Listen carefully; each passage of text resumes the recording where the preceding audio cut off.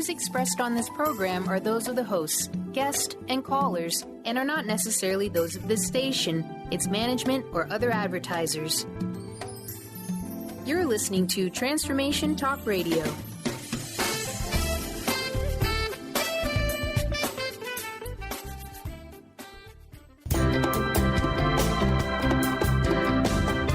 Voices of Women is a talk radio show that gives voice to the personal stories of women. It will inspire women and enlighten men to follow their dreams and create positive changes in their lives. Whether the audience listens to best-selling authors or a layperson like themselves, they'll realize there are others with similar experiences and feelings to their own. This show will give women tools they can use every day, which will empower them to step out of their boxes and create the changes they desire in their life. Kris inspires women to find their voices, speak up, and become leaders of their own life. Everyone has their gifts to share with the world, and it's time for women to work together to bring honor and respect to the feminine voice, which is within all people, men and women. Topics include personal growth, spirituality, creativity, leadership, and divine feminine. Now here's your host, Kris Steinnes.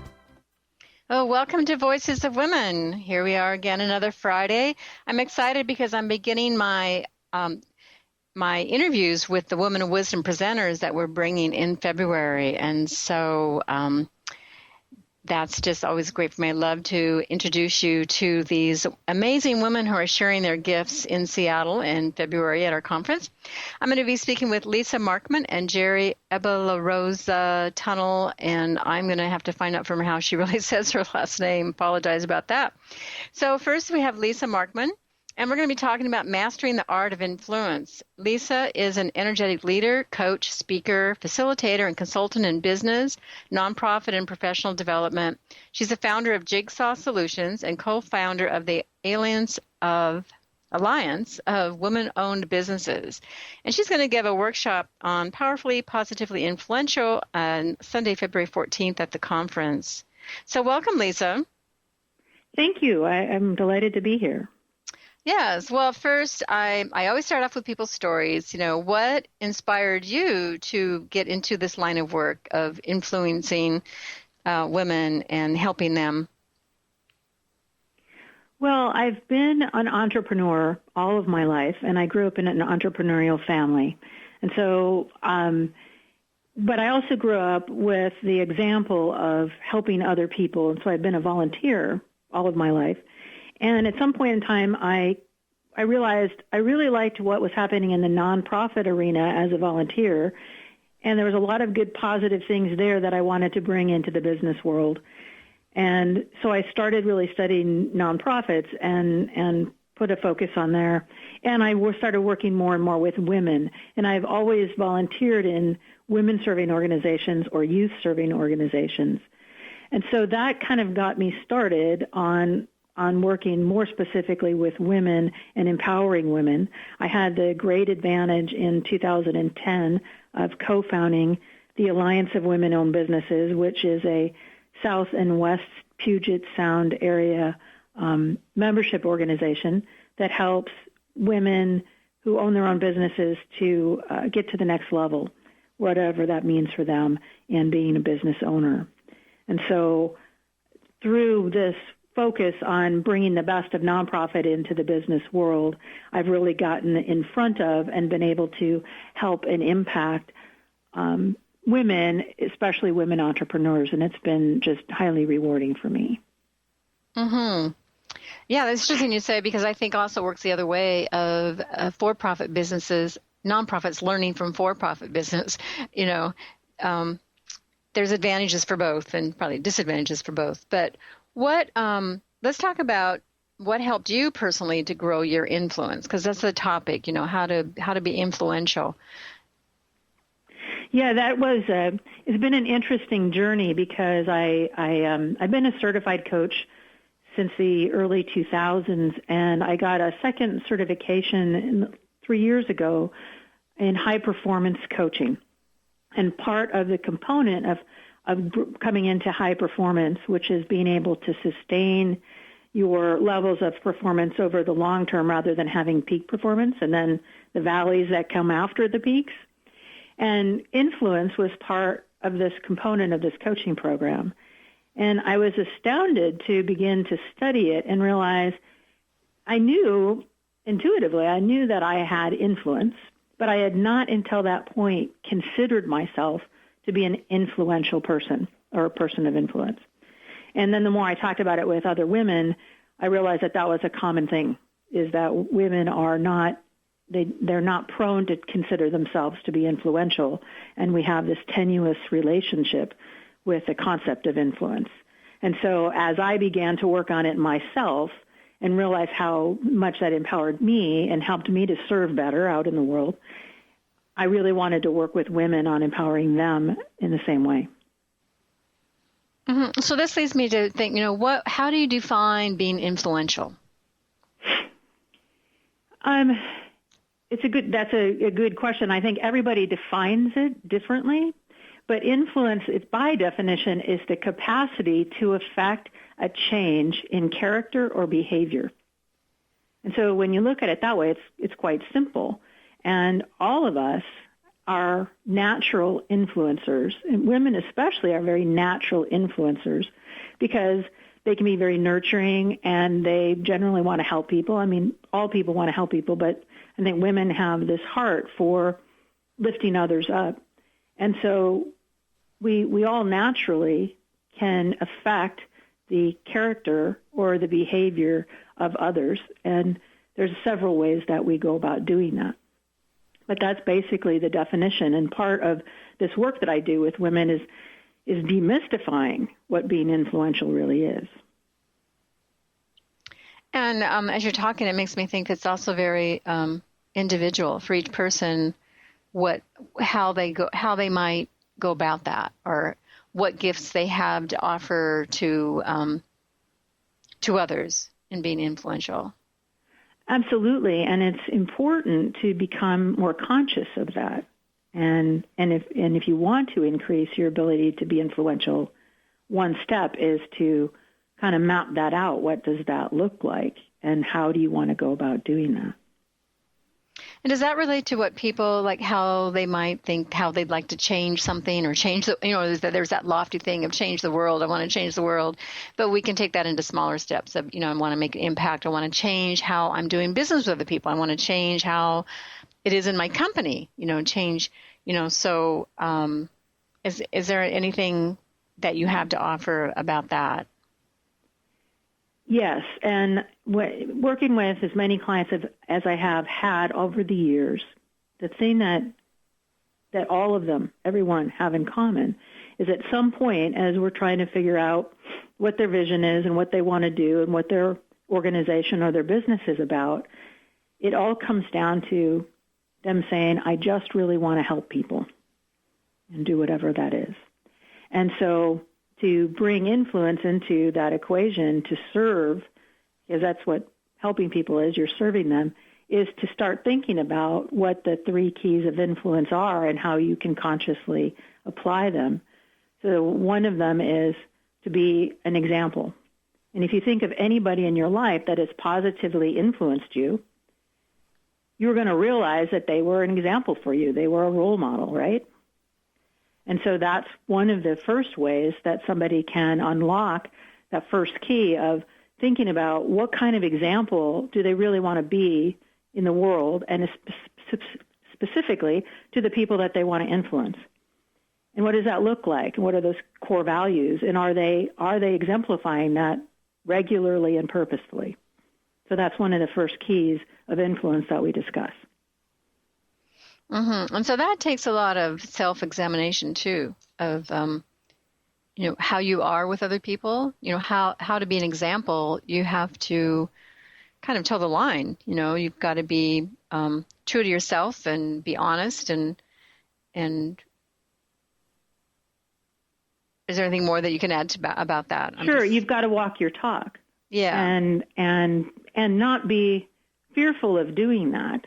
And that's one of the ways that I help women step into that power, because women have a little bit different relationship oftentimes. I'm talking in generalizations here, but it's been my experience that, to say you need to be an example to somebody, you need to step into that role model place, that mentoring place, in order to help affect change in others, that can be somewhat intimidating because it feels like a powerful thing to do. And so part of it is stepping into your power and realizing every person has a unique gift to give.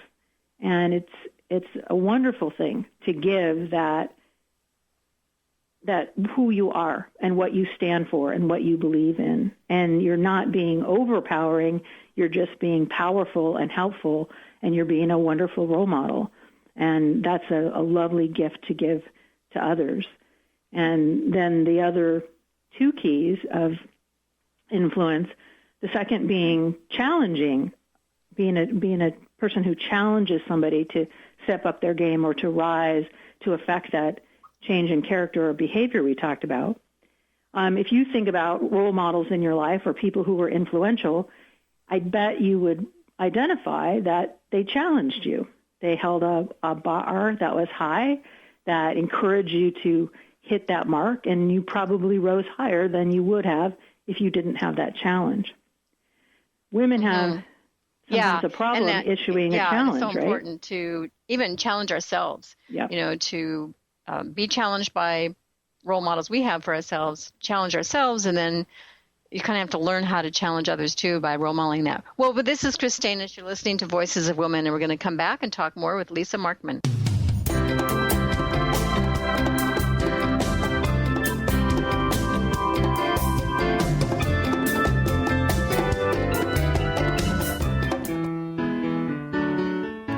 The Women of Wisdom Fall Harvest Festival is coming up right around the corner on October 24th from 10:30 a.m. to 5:30 p.m. with free admission located at the North Seattle Community College in the Conference Center. Festivities include a silent auction, healers, educational booths, delicious food, and a variety of vendors. You won't want to miss this fun-filled event. For more information, visit womenofwisdom.org, and we'll see you there.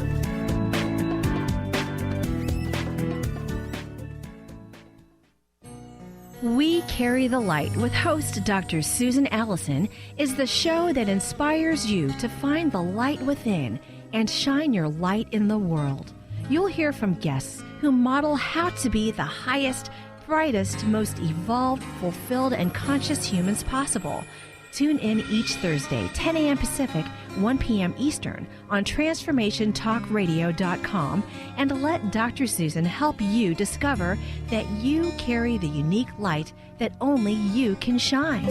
Are you interested in schools that inspire, excite, and encourage our kids to step beyond what they thought was possible? The Access Possibility School is enrolling now. Students in grades K through 8 are welcome to our virtual classroom.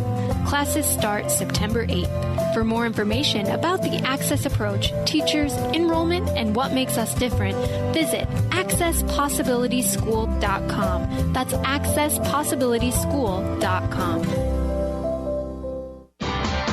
Sky Siegel co-hosts one of today's most popular psychic shows, Angels and Answers, with Artie Hoffman, as she communicates healing messages from the spirit world. These messages can be astounding, enlightening, and life-changing. Born with the God-given talent of inner guidance and the amazing ability to heal, Sky has healed thousands of people. Schedule a reading with Sky now. Call 908-500-1474 and visit skyofangels.com. Enlightening, humorous, and compassionate. Listen live to The Kelly Ballard Show, insight and inspiration from the great beyond. Kelly is a fourth-generation medium and intuitive who covers topics ranging from grief, spirit guides, and listening to your intuition. Kelly can help you get answers and guidance from the other side with a little bit of humor and a lot of healing. Tune in to The Kelly Ballard Show, Thursdays at 1 p.m. Pacific Time here on TransformationTalkRadio.com. Hi, everyone. This is Dr. Pat. I am super excited about the Women of Wisdom Fall Harvest Festival coming in October. For those of you out there, if you're a healer, vendor, reader, or earth-friendly educational group seeking to participate in this fall event, well, you get to reserve your space now. To participate in this event, email wow@womenofwisdom.org. All right, everybody, we'll see you there. Join Kris Steinnes for the 2015 Women of Wisdom Fall Harvest Festival, Saturday, October 24th, 10:30 a.m. to 5 p.m.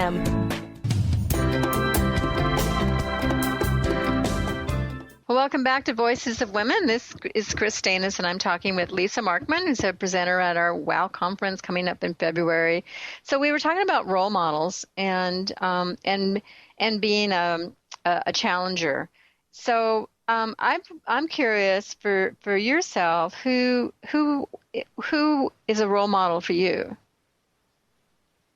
Well, when I first started doing this work and was asked that question, and every time I'm asked that question, the person that leaps to my mind is a man named Lou, who was my first boss in my first full-time position back in my early 20s. And he had such a tremendous impact on me because, first of all, he was a phenomenal role model. He was a fearless entrepreneurial spirit, and he wasn't afraid to make mistakes, and he challenged everybody under him to come up and be that same way too. And so he taught me so much in the 5 years that I worked for him, but even though it's been over 20 years, I still, when I get into a situation, will ask myself, what would Lou do? And my clients still get to hear Lou-isms because he was such an example of a positively influential person, and he exemplifies all of the three keys of influence that I work with my clients on. And so, first of all, he was a wonderful role model. Secondly, he set the bar so high for me that there were many times I had no idea how I was going to hit it, but I did. And then I learned that I could do that, and it took away a lot of the fear of challenges. And to me, that was a tremendous gift. And that's how I like to encourage women to think about issuing challenges, is that it's really a gift that you give somebody to offer them a pathway to expansion. And you already see them as being able to reach that bar, to reach that challenge and overcome it. And by having that vision for them, you give them that gift and that space to create in. So I think, to me, that makes it easier to grasp issuing a challenge, because women, I think we were talking about that a little bit, they look at issuing challenges as being a conflict situation. And I like to have them look at it as being a gift kind of situation. Well, give us an example of how you might challenge someone. Well, if you are wanting them, or they're wanting even to reach a goal, then your job in challenging them is first to see them already reaching that goal, and to show them that they have everything already that they need inside them somewhere to get there, and that you believe 110% that they can do that, and you're not going to give up on them during those times in which they will fail or make mistakes, because that will happen. And so part of it is also allowing them to make mistakes along that path. So issuing a challenge can be just simply saying, I know that you can get to where you want to go, and I'm going to hold you to getting there. Does that make sense? Mm-hmm. Yeah, I'm laughing because my husband, he wants me to challenge him. When I ask him to do something, he wants me to say, I bet you can't do this. Because then he can say, I can do this, which is not necessarily the positive way of doing it, but it's a little game we play. Right. And I think that when you're working with different people, you need to know what motivates them to rise to the occasion. So, and I think that's why women are natural influencers, because they are actually natural challengers, because they know what makes people tick. And so you know that about your husband, and he knows that about himself, and so that's an agreement you have. And that's part of issuing a challenge, is to come into agreement with the person to know what's going to motivate them. That type of challenge might not motivate another person. Oh, yeah, probably not. Well, you said there was 3 keys. What is the third key? So the third key is people of influence, in order to affect that change that we've talked about, teach people how to think. And this one, it was a big aha for me, because you don't really stop and consider how you learn to think about things the way you think about them. But when you look at somebody who's positively influenced your life, like I look at my mentor, Lou, he taught me how to think about so many things. So it could be that you're teaching somebody how to think just about a worldview. Here's my view. Here's my belief system. Enter into it and see how that works for you. Or it might be as simple as, here's a step-by-step method on how to do something. And that gives somebody a framework to know how to think about that particular topic. So to be more positively influential, you really need to be somewhat overt and say, think about it this way. Here's how I look at it. You might want to consider that. And if you think about your conversations and your interactions with people, you realize that people do teach you how to think about stuff. You don't just come to it completely naturally. You might read something or have an interaction with somebody, and then it shifts how you think about that particular topic. So if you want to consciously be influential, you need to think about how you teach people how to think. So when you put all those three together, you be a role model that walks their talk. You challenge people to rise up to the level that you know that they can be and create that change that you're trying to create. And then you teach them how to think about doing that. What's the pathway? How do you get from A to Z? And if you do those three things, you have the keys to being positively influential. Mm-hmm. I think, too, and that how to think is also, how to be creative in your thinking and how to think outside the box. Because sometimes we can get very linear about it and we get stuck in our narrow vision of how we think to expand that to other views. Exactly. And that's a challenge in and of itself. I'm going to challenge you to think about this differently. And that's what creates change. Mm-hmm. Well, what do you think women need to let go of in order to increase how we influence? So letting go of things that no longer serve us is a very integral part of this becoming more influential. And one of the things that I find that many women need to let go of is their resistance to the power of this. Some women are very worried about being powerful because many women see that as being masculine or overly masculine or pushy or coming from ego. And none of that is the case. When being powerful is being a positive influence, and stepping into your power is, again, a great gift that you can give to others and to the world and to yourself. So one of the things we work on through this process is letting go of that power resistance and just those kind of negative thoughts around some of these topics, the negative thoughts about issuing challenges and the negative thoughts about, am I really an influential person and how do I feel about that? Usually when I start in a workshop, we assess where the participants feel they are in their levels of influence. And then at the end, we go back and say, have you increased your influence or how has that changed? And my experience with it is that women initially assess themselves lower than where they end up being.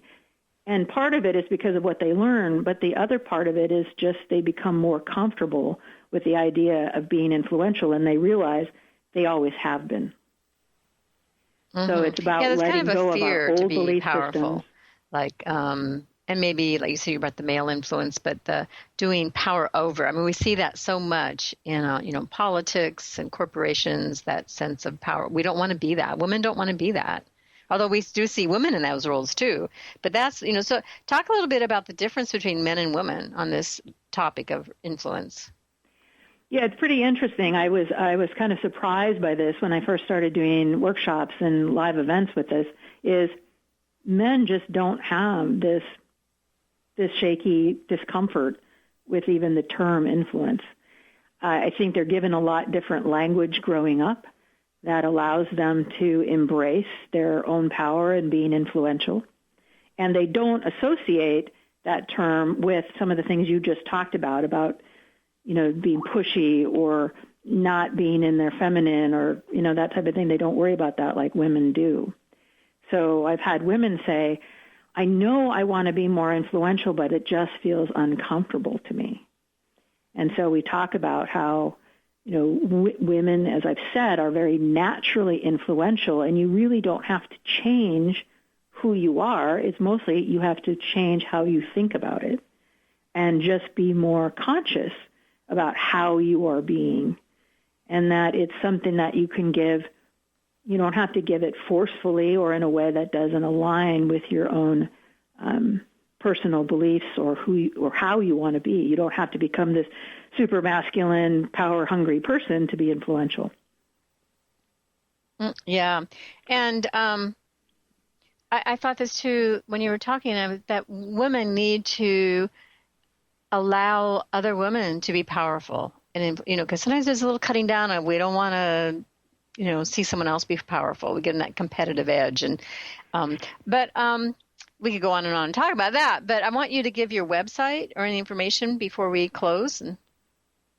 Okay. So my website is www.jigsawsolutionscoach.com. And you can find me on Facebook under Jigsaw Solutions. Yeah.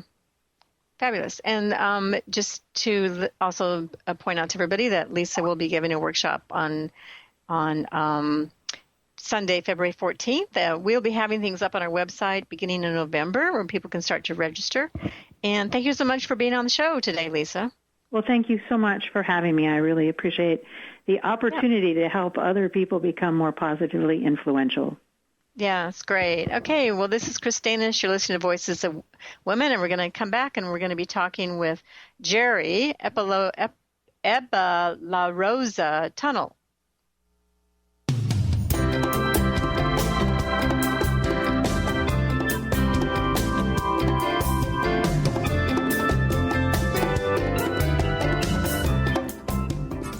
You got attitude? Keys to the rescue. Adjust your attitude with Keys Clear Protein Waters. So refreshing. Just a few sips of Keys will give you a whole new outlook, thanks to 22 grams of the happiest protein on earth. Tongue-tingling tasty without the guilt of naughty or nasty ingredients. If that doesn't put a smile on your face, maybe you need to drink too. Put a little woohoo in your attitude with Keys Protein Water. On Amazon or at Keys, Kees, please.com. The doctor is in. Tune in to the hit show, The Psychic Love Doctor, with host Deborah Lee. Deborah's life-affirming, highly perceptive reading method has taught Deborah how to zero in on specific problems with relationships, career pursuits, and current roadblocks to success and happiness. Join Deborah Fridays at 2 p.m. Pacific, and for a special broadcast the second Thursday of every month at 11 a.m. Pacific on TransformationTalkRadio.com. Called the Oprah of radio by her listeners, award-winning host Dr. Pat Baccili is blowing the doors off of traditional talk radio. Get ready for an energizing delivery and powerful interviews with leaders in the field of human potential. Dr. Pat's fresh, new perspective on living life full out has catapulted her show to the top of talk radio. Tune in and Dr. Pat will help you thrive instead of merely survive. Visit thedrpatshow.com. That's THEDRPatShow.com for listening times in your area.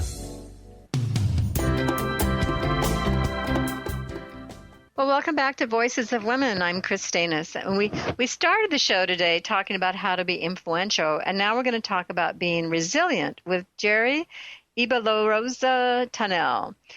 Jerry is a certified trainer of the Institute of HeartMath's Resilience Advantage program, a graduate of Antioch University's Masters of Whole Systems Design, and she's currently a doctoral student of Transformative Studies and Consciousness at the California Institute of Integrity Studies. And also, she's going to be giving a workshop at Women of Wisdom on Saturday, February 13th, and it's on the topic of resilience. So, hi, Jerry. How are you today? Hi, Kris. I'm doing great. Okay, so I want you to tell us what inspired you to go into this work of around resilience and the HeartMath work. Well, it started off when my grandson was born. So he's 6 years old right now. And the day that he was born, I saw my son become a father. And it happened so simultaneously because at that very moment, he was also my baby. And so from there, I realized that, hey, wait a minute, there is something that needs to happen in this world. A lot of times, especially as a woman of color, there's been a lot of challenges in my life. And I realized that resilience was something that needed to happen in our world, and especially with me, and it's the way I learned resilience. At first I used to think, well, you know what? Resilience is just the ability to bounce back. And then I realized, wait a minute, there's got to be something more than that. It's not just bouncing back. How do I prepare myself for moments like this? So when I found the Institute of Heart Math, their idea of resilience is the capacity to prepare for, recover from, and adapt in the face of challenge and adversity. And at that point I realized, okay, my path is calling me to go this way.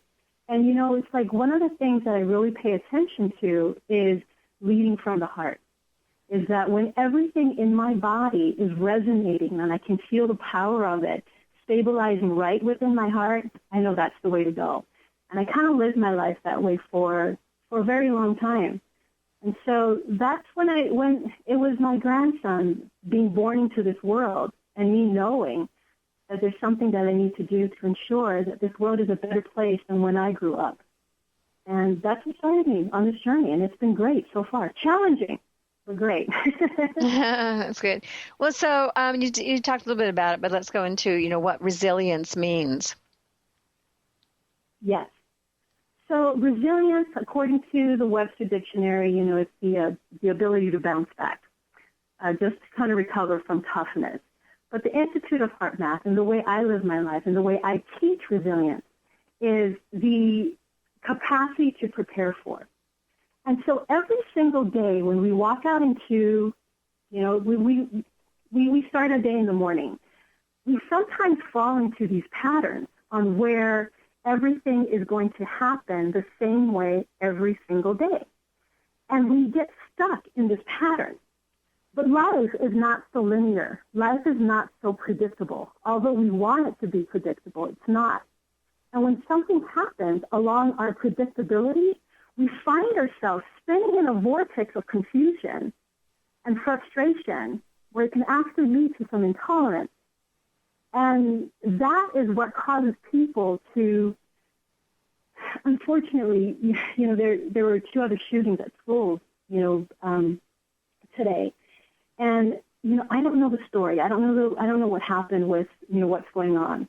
But we're finding ourselves so stressed out and so under so much pressure that we don't know how to survive or move through the strenuous things that life throws our way.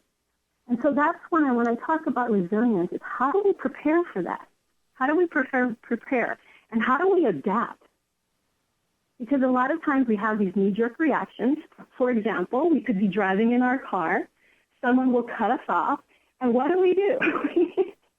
It's automatic for us to start honking the horns and, cussing and swearing and just going absolutely crazy because of what happened. And so when we can take the time to pause, the moment to breathe, we can learn how to adapt within that challenge. Does that make sense? Yes. So let's talk about you, how you have transformed your life through getting this resilience. When you talk about this chaos, or the overwhelm, they talk about, there's these shootings and we're faced with so much chaos and change and feel that overwhelm. So how do you personally transform your life?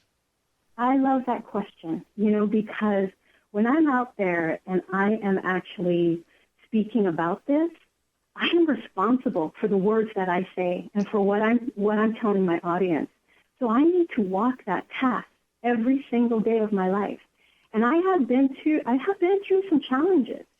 In 2009, 2008, when things kind of like fell to the wayside, and we went through a recession. My husband and I were living in Bellingham, and we were running a 1-800-GOT-JUNK business, and it folded. Everybody stopped needing services. And so we found ourselves without a home, without a place to go. And so I had a couple of things that we could do at that time. I could hold on to everything that I had, or I could find the strength in between that chaos to let go. Now, it wasn't easy. It wasn't easy. We packed everything up in our house. We sold everything that we had. We took it over to the auction house, and we sold everything. And with whatever money we had, we took that money and we bought ourselves a teardrop trailer. And we were intentional about it, to go on the road for 4 months to kind of ride this out. And so we practically was homeless.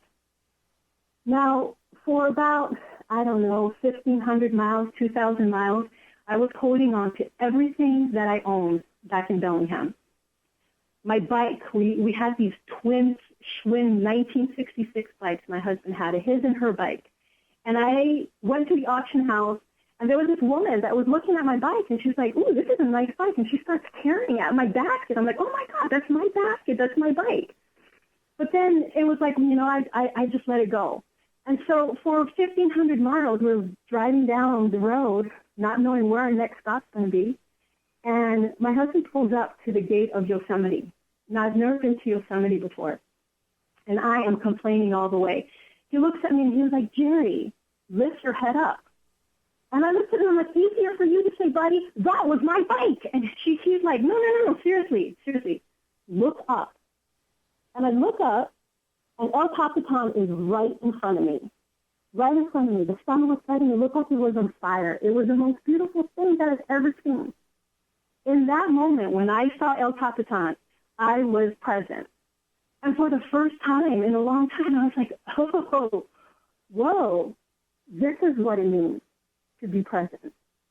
To let go of all of the materialistic things that I felt that I lost to gain this, that's when transformation happened for me. And, Kris, during that time while we were on the road, I found out that I had kidney failure, that one of my kidneys were failing. And also I was in school. I was actually at Washington State University at this time, just finishing up my undergrad. And so we were homeless. The doctor said that I needed to remove a kidney because it was completely atrophied, and I was trying to graduate as well, too. And all of these things were important to me. One, because my family, who came in from the Philippines to Hawaii and has been there for 120 years in Hawaii, that I am the first generation to have higher education. The first generation out of 120 years. And so that was very, very important for me and for my family. And, it's like everything was like a complete chaos for me. So I needed to choose. I needed to make a choice. Jerry, you can just throw the towel in and give up. Or you can figure out how to dance with ambiguity, on how to just be here right now and let things go. And so even till today, I continue to choose to live that way, to dance with ambiguity, which is very difficult to do. And I had to do a lot of changes in the narratives that I had in my head on how to maintain my own resilience in the midst of all of this. And so it is it's something that's very important to me, on resilience and grace and just being able to let go, having compassion and understanding that there is other people out there that are struggling as well too. And yes, I can talk about the struggles that I have, but I'm not struggling as much as that person or that mother who's bearing her child. I don't have that. But when I understand that we're all part of the greater whole and we affect each other by how we are and how we present ourselves and how we react to our emotions and everything, it's really important to know and understand and be able to walk resilience. And that's my story. Mm-hmm. Yes, and you've overcome. I mean, you that's that claiming the resilience, claiming that you could overcome this, and it took kind of like, somebody stirring the pot of look up, in your story. But, and we're going to come back and talk more of some of the self-regulation tools that you share with people. So we'll talk about that and how people can build a resilience practice. So this is Kris Steinnes from Voices of Women, and we're going to take a quick break and come back and continue a conversation with Jerry Ibellarosa Tunnell.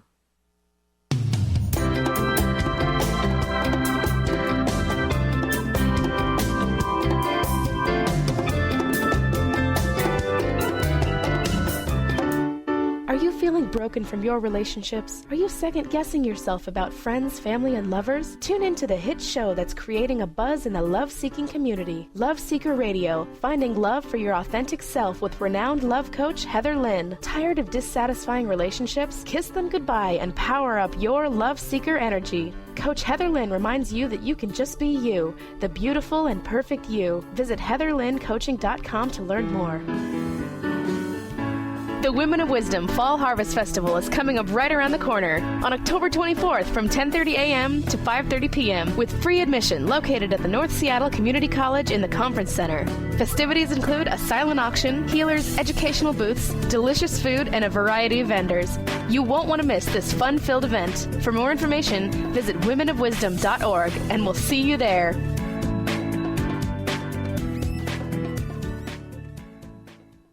Artie Hoffman is the hottest psychic with the warmest heart and the host of the hit show Angels and Answers. A renowned psychic, medium, spiritual life coach, and an entertaining motivational speaker, Artie has helped over 15,000 people with his amazing intuitive gifts, his passion, and his humor. Call 877-ANGEL-02 to schedule a personal reading or to have your own psychic Artie party. That's 877-ANGEL-02. And visit artiehoffman.com and Angels and Answers on Facebook. My dream is to end homelessness. My passion is living a green life. My dream is to end poverty. My passion is volunteering. My passion is making a difference. My dream is to cure Lyme disease. My passion is rebuilding communities. My passion is helping those in need. My passion is caring for the elderly. My dream is to find a cure for cancer. My dream is to leave a better world for my children. We all have that special passion, that lifelong dream that drives us to live our lives with meaning and to create a better world. No matter what drives you, we can all make an impact. Dr. Pat Basile is helping others make their dreams come true, so we can all help make our world a better world. To learn more about how Dr. Pat is building a community of sharing hope, strength, funds, knowledge, and information, visit abetterworldcrowdfunding.com today. That's abetterworldcrowdfunding.com.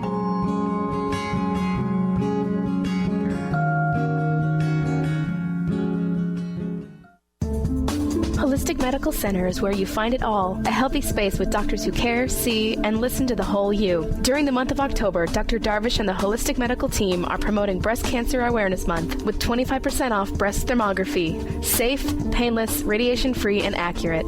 Purchase your breast thermography screening for 25% off now until October 31st to receive this special. Visit drdarvish.com or call 425-451-0404.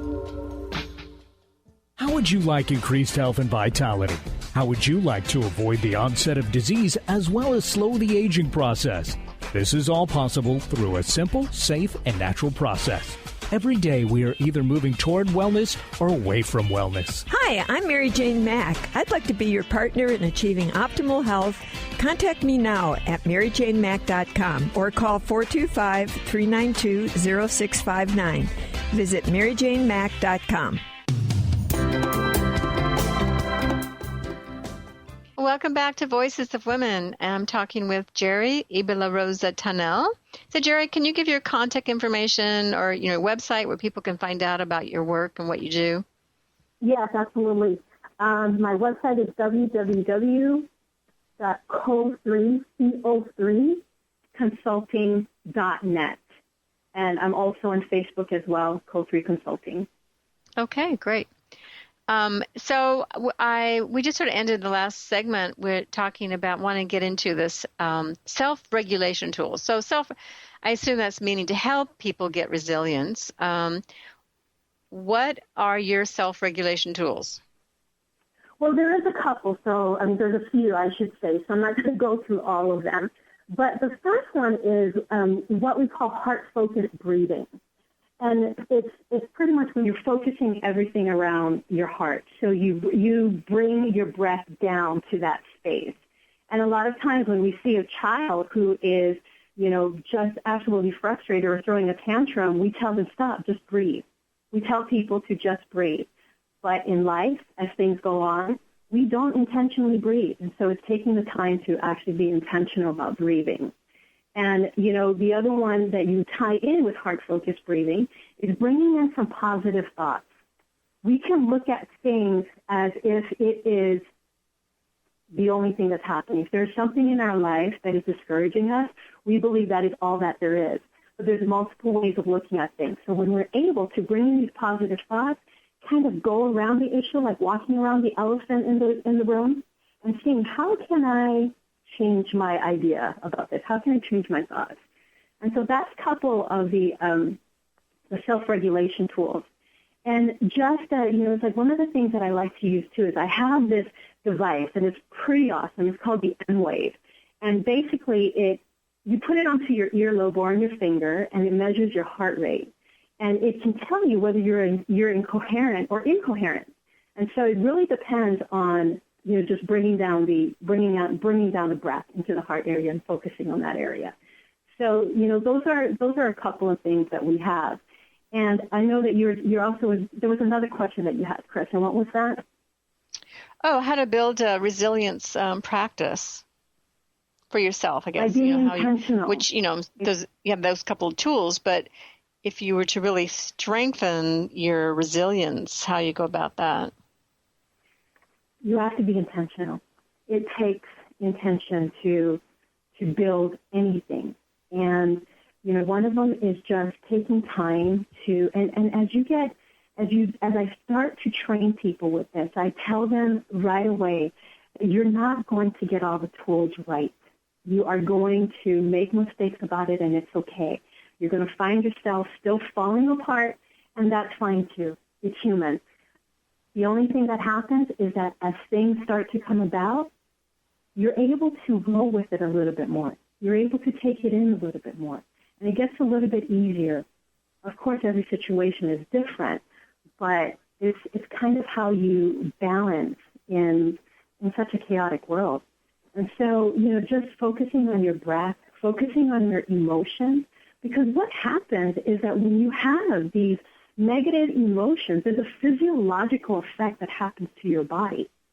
And we have a tendency to, when we get angry, cortisol is released into our bloodstream. And it's okay. Cortisol is fine because it's a fight or flight hormone, and we need that all the time, or we're just going to be walking around just, in bottle land. So we need to have that cortisol. But when we keep that cortisol at such a high level, then it can have such major effects, like cortical inhibition starts to kick in. You're not able to think clearly. And so it all starts with the breath. And it all starts with focusing on the heart. And we focus a lot on the heart because what I believe is when a woman finds out that she's carrying life, the first thing that we see is a heartbeat. And so the heart is the first thing that is formed in the body. And so I feel, it's like the things that I talk about is that's pretty smart. The heart knows exactly what the rest of the body needs. We just need to bring it back there. And so, it starts with the breath. It starts with the singularity of being in the center. And again, being intentional. And that's pretty much how you start a practice for resilience. Mm-hmm. And it's that focus too. The focus, to remember when you sort of get stressed out or you get overwhelmed. Oh, what do I do? Oh, breathe. Go feel my heart. Go, center myself, ground, all those tools that help us deal with the overwhelm. Exactly. Another aspect of your workshop is about transformation and the collective transformation. So what is it about that? What would that look like? And using resilience, how do we transform our collective consciousness? It starts with the individual. And, it's like I love Krishnamurti's, quote that the only hope for humankind is in the transformation of the individual.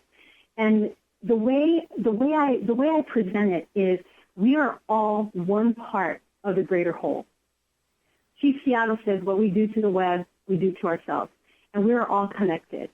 One thing that I want to bring back to resilience and the breathing, the heart-focused breathing, is that the heart has an electromagnetic field that can be measured 20 feet away from the body.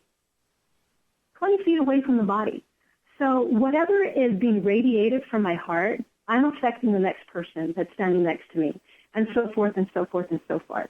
It's the same thing when you walk into a room and you see it feels tense. It's because it's the electromagnetic field that's there.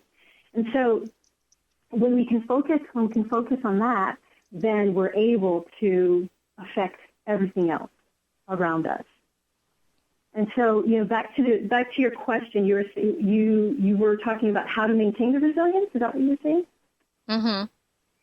And so, just to maintain that is, there's so much that you can do by just changing it. And a lot of people don't realize this, but when you have depleting emotions, or when you have the emotions of frustration and intolerance, it can cause such a toxic feeling that it reduces brain mass and brain cells and everything like that.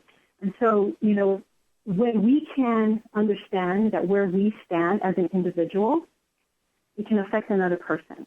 And if we're able to have everyone be resilient, then there's the chance for collective transformation to happen. But it all starts with us. And when we're able to take that responsibility because we are part of this community that we live in, then we can change it. And, it's like I think Grace Lee, she, one of her quotes, it says, you cannot change any society unless you take responsibility for it, unless you see yourself as belonging to it and responsible for changing it. So once we take the responsibility that we are part of this greater whole, that we're accountable to our actions to it. And that's how we have collective transformation. Yeah, that's a great, we do have to be accountable for ourselves. Well, it was great to talk with you today. And everybody, Jerry is giving a workshop on Sunday, February 14th. Thank you so much for being on the show today, Jerry. Thank you very much. Thanks, Kris. Have a good afternoon. Yeah, and so you can check out her website at www.co3consulting.net. It was great to talk with Jerry and Lisa Markman. They're both going to be presenters at our 24th year. It's February 11th to the 15th, 2016, and information will be up on our website beginning in November. We're just getting everything ready right now. We just got the program all settled. So we have right now a call for vendors and healers for our Fall Festival is October 24th. There's still room for a booth. So if you know somebody that would love to share their art or their gifts at healing or like tarot reading, astrology readings, all that, go to our new website is www.thewowconference.org. There's information for Fall Festival. There's also, we have vendor applications for our conference in February for our marketplace and our temple applications for readers and healers at the conference. Those are up on our website too. Just look for thewowconference.org. And please check out my book, Woman of Wisdom, Empowering the Dreams and Spirit of Women. It's a great inspirational book of stories on the divine feminine from many people that have been part of WOW, the art and poetry, and all the different aspects of the divine feminine in that book. And you can purchase at our website at womenofwisdom.org. And check out my personal website, chrysalisleadership.com. I work with women in unleashing the powerful leader within and creating circle leadership trainings for people. So it's time to close, and I hope everybody has a fabulous weekend. Next week I'll be talking to more Women of Wisdom presenters, Christine Upchurch and Dawn Todd. You've been listening to Voices of Women with Kris Steinnes. Tune in each Friday at 1 p.m. Pacific Time, 4 p.m. Eastern Time for Voices of Women Today, radio with Kris Steinnes.